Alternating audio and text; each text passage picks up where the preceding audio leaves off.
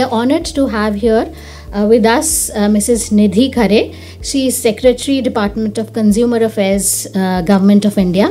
Ma'am आपका बहुत बहुत स्वागत है हमारे पॉडकास्ट शो पर. Last year you were a part of the IECGM, you represented our country there.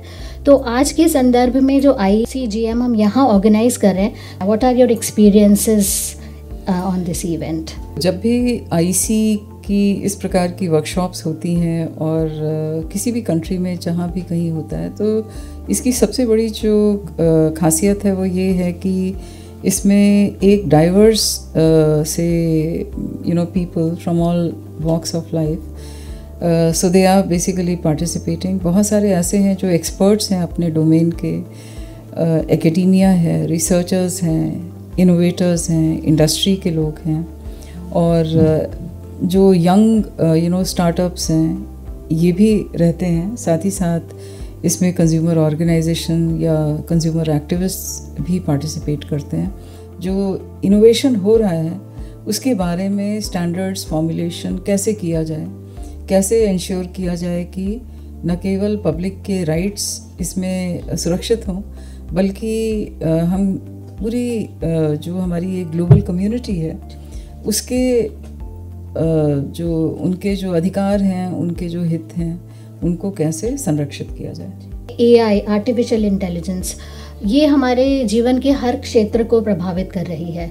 तो इस संदर्भ में भारत सरकार का क्या हम रोल देख सकते हैं? कैसे हम how can we go for ethically regulating the usage of artificial intelligence हमारे गवर्नेंस में, और जो रोज़मर्रा के इंडस्ट्री स्टेक होल्डर्स, उनके लिए क्या गवर्नमेंट के रेगुलेशंस और प्रावधान हैं? आर्टिफिशियल इंटेलिजेंस का जो उपयोग है या जो उसका प्रयोग हो रहा है वो गवर्नेंस को बेहतर करने के लिए, यानी कि सुशासन लाने के लिए इसका बहुत अच्छा उपयोग हुआ है.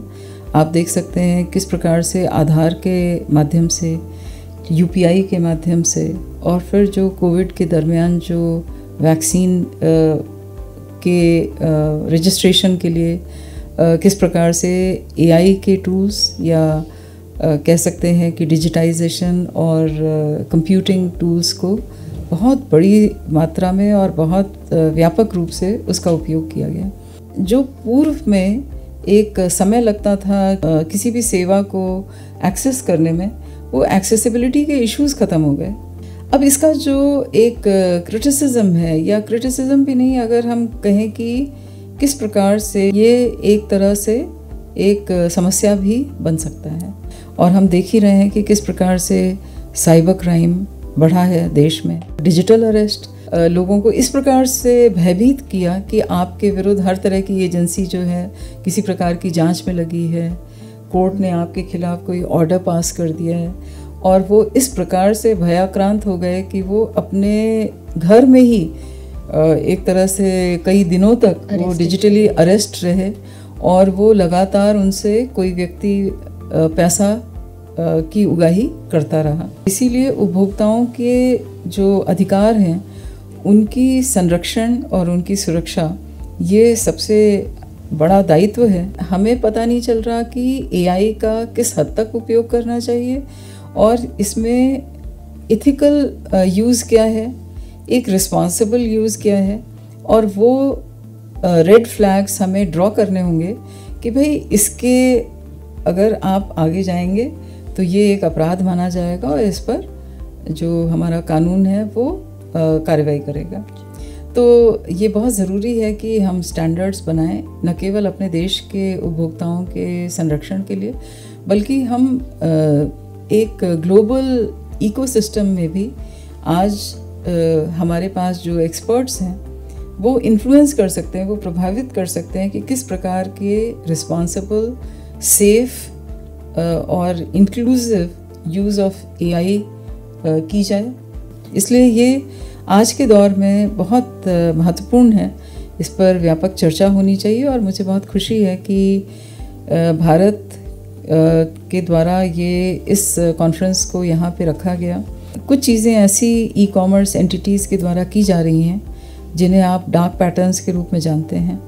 यानी जब आप एज अ कंज्यूमर आप ऑनलाइन कोई ख़रीदारी करते हैं तो कई बार जो आपने ख़रीदा उसके साथ साथ कुछ और चीज़ जो बिल्कुल ही स्मॉल वैल्यू की है, 1 रुपए की या 5 रुपए की, ऐसे करके जिसमें कि कंज्यूमर को ये ना लगे कि वो चीट हो रहा है या उसकी दृष्टि उधर ना जाए, वो उसे इग्नोर कर सके, ऐसी चीज़ें आपके साथ आपके बिल में टैग हो जाती हैं। हम मूवी जाने के लिए टिकट बुक कराते हैं, इसी प्रकार से जो स्नैक्स हैं, बेवरेजेस हैं, वो आप ऑर्डर करते हैं।